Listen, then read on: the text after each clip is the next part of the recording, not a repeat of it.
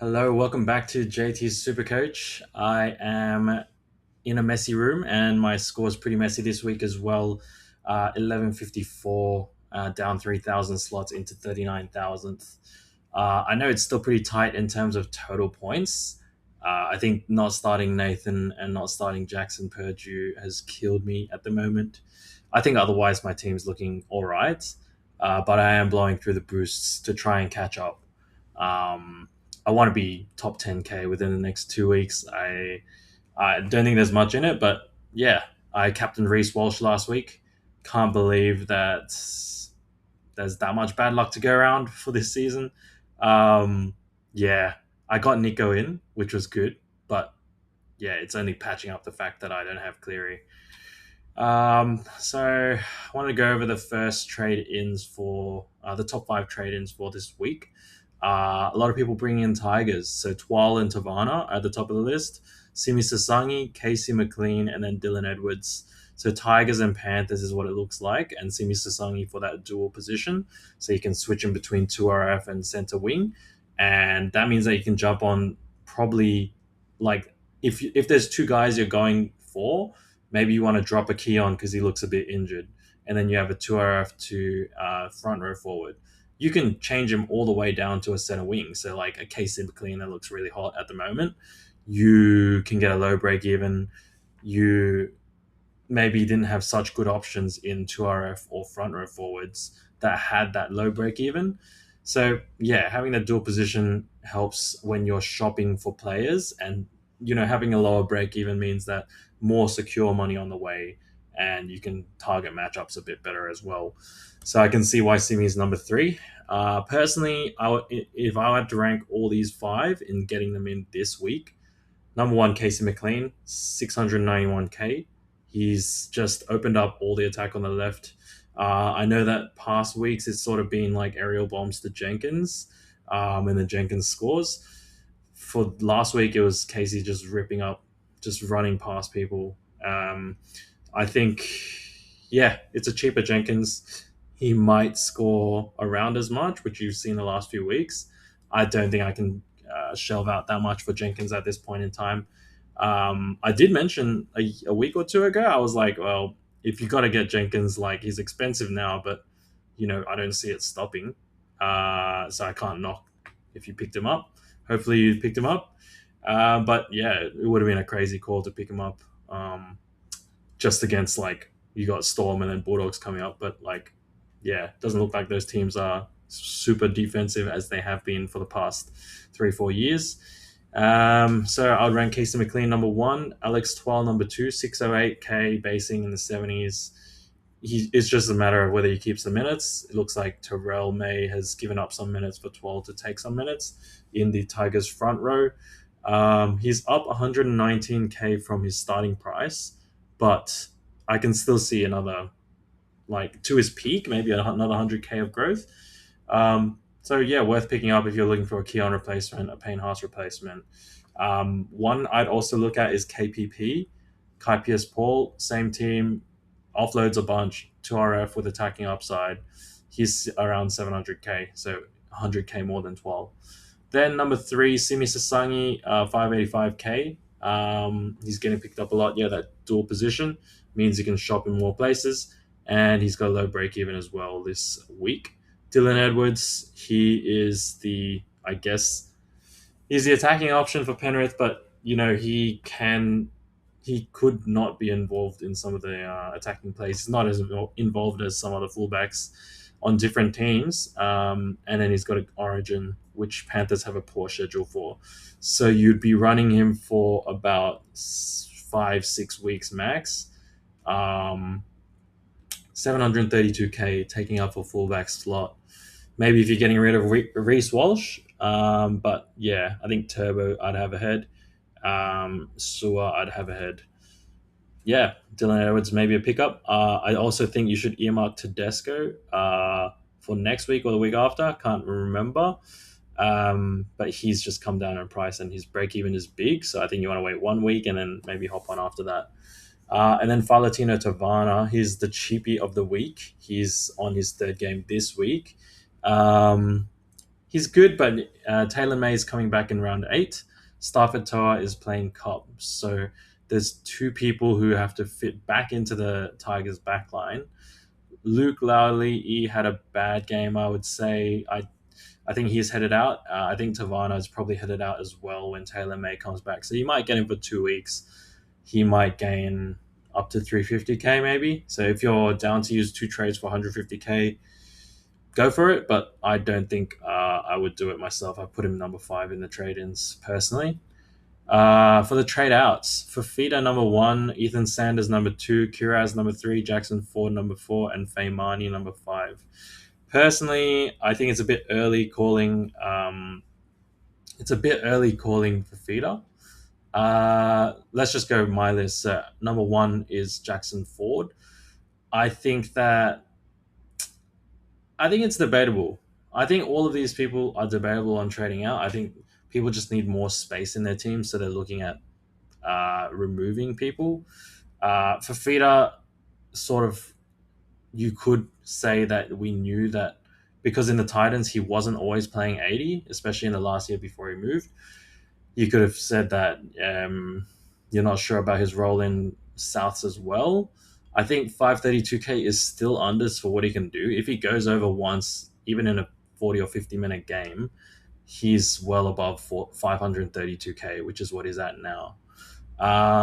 So first of all, I would drop Jackson Ford. I think it's topped out in price. I think that you could hold him. Honestly, all of these guys you could.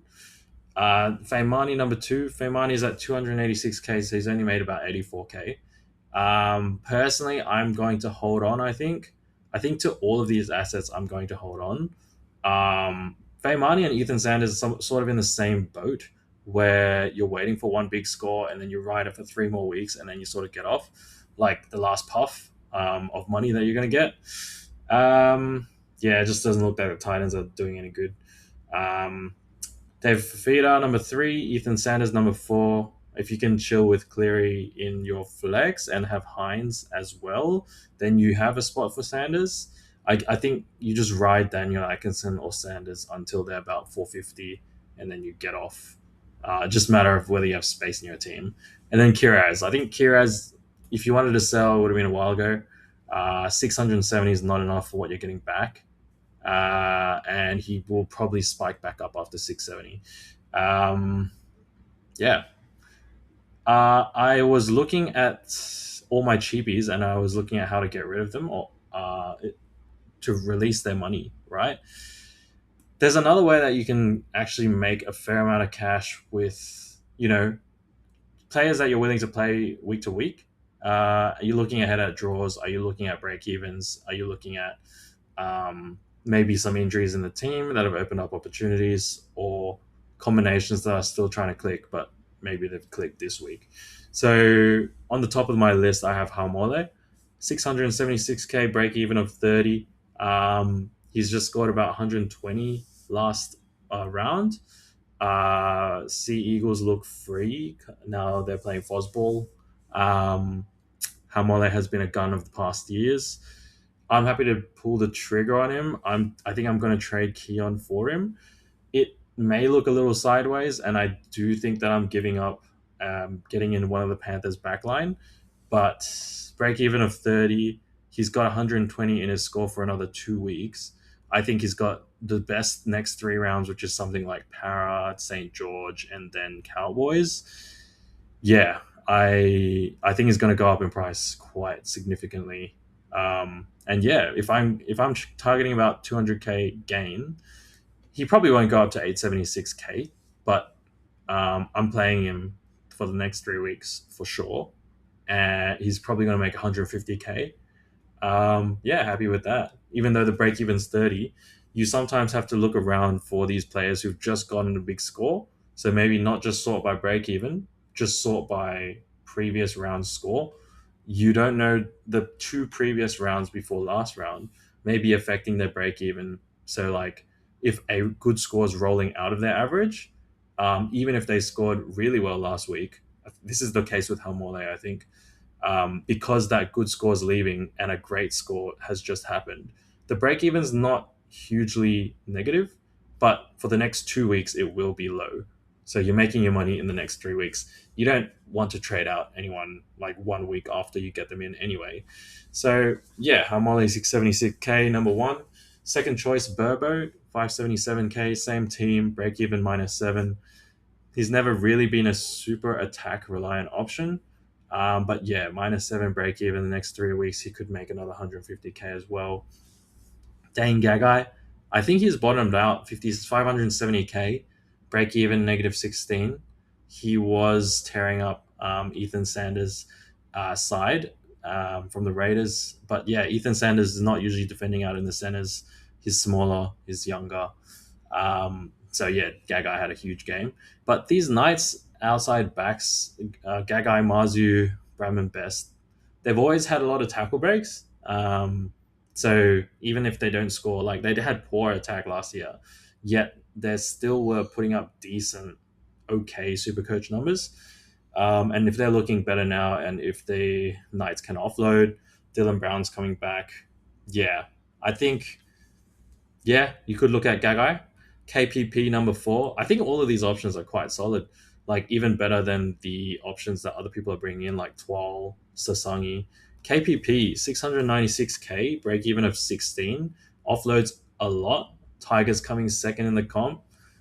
Yeah, I think that's super valid. I don't know whether you're going to make money off of him, but I think he'll probably be a season keeper.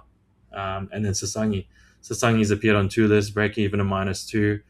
He'd probably go up to just touching 700, maybe tops. I think his 90 scores have probably got to stop sometime soon.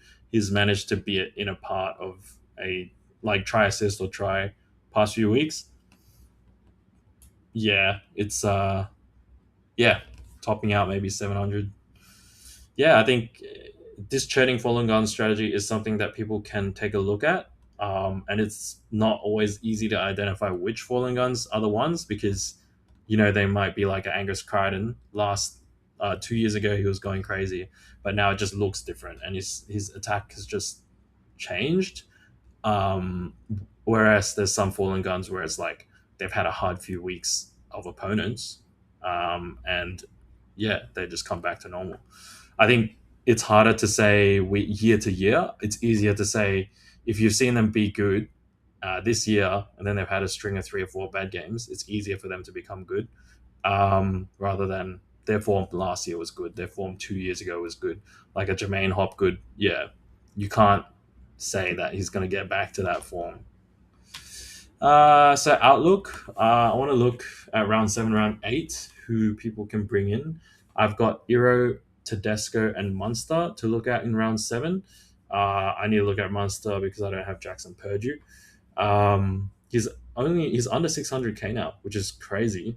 And then round 8, they've got the injury ward having Lissati come back and Ryan Couchman. So my two RFs would then continue to increment some more money. I think Lissati can come in for someone like Joe Chan, so I can free up about 300k, and then churn, get that money back. I also on the right here have points for and points against, team by team. Light green in the left is teams that you want to target for points creation. So you've got Newcastle, Penrith, and Tigers. Sort of Sharks and Melbourne as well are all over 900 points per game. And then Broncos and Gold Coast are under 800 points per game.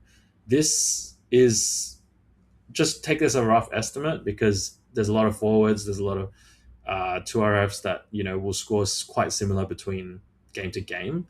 But yeah, you can just see that surprisingly Broncos don't have that many points. They're not creating that many points per game. Maybe that's because Payne Haas is injured, but we'll see. Points against, so these are target matchups. So over 900, you actually have Raiders, last year's minor premiers, 915 points per game they're giving up in Supercoach. Dolphins on the same, which we sort of knew. Manly, it's debatable because gave they just gave a completely different performance last week, to what we had expected. Parramatta, yeah, we knew that. And St. George, yeah, we knew that. They're at the bottom of the table. So yeah, there's some things that you'd expect in terms of points given up, but yeah, Raiders being a targetable matchup. Obviously, Penrith is a hard matchup, and it seems that Tigers are also a very difficult matchup. The only other matchup giving up less than 800 points. Um, yeah, so knowing that, let's go into the run that a lot of these teams have coming up. So at the moment, on a run, you have Melbourne, Manly, and South. Melbourne have New Zealand, Canberra, Souths, and Dolphins. So yeah, targetable. And then West Tigers and then Parramatta. Manly have, yeah, really strong 3 round run. St. George, Cowboys, and Para, and then into Penrith. So targeting Tommy Turbo. And then Souths have Canberra and St. George. So 2 easy matchups in a row. Melbourne's defense has also looked not as crazy hot. So yeah, Latrell is a not a must, but yeah, if you don't have him ready, I'd be scared not owning. Round 7, who has an easy run coming up? Actually, Bulldogs and New Zealand. So Bulldogs round 8, from round 7 onwards, it's Parramatta, Broncos, Cowboys, and Dolphins. Yeah, some Queenslander teams that may have less defense coming up. And then New Zealand. New Zealand have Titans, Dolphins, and Para after they match with Melbourne this week. So maybe an RTS, maybe a. I couldn't go DWZ again, but maybe it is a Jackson Ford hold in that case. I just say beware. Draw isn't everything. So St. George had a 4 round run that is just finishing up now of Parramatta, Gold Coast, Queen, Cowboys, and Manly, and they have just not performed during that time. They're playing Manly this week. Manly's looking new. I don't think that St. George assets were the way to go. Even though Val Holmes has been a perennially good asset, yeah, 30 from last week was just not enough. St. George need to do some soul searching because 0 points is just crazy. So yeah, draws not everything, but Melbourne, Manly, and Souths, Bulldogs, and New Zealand Warriors. On to my trades for this week. I think I'm going with these 3. I'm going to boost again.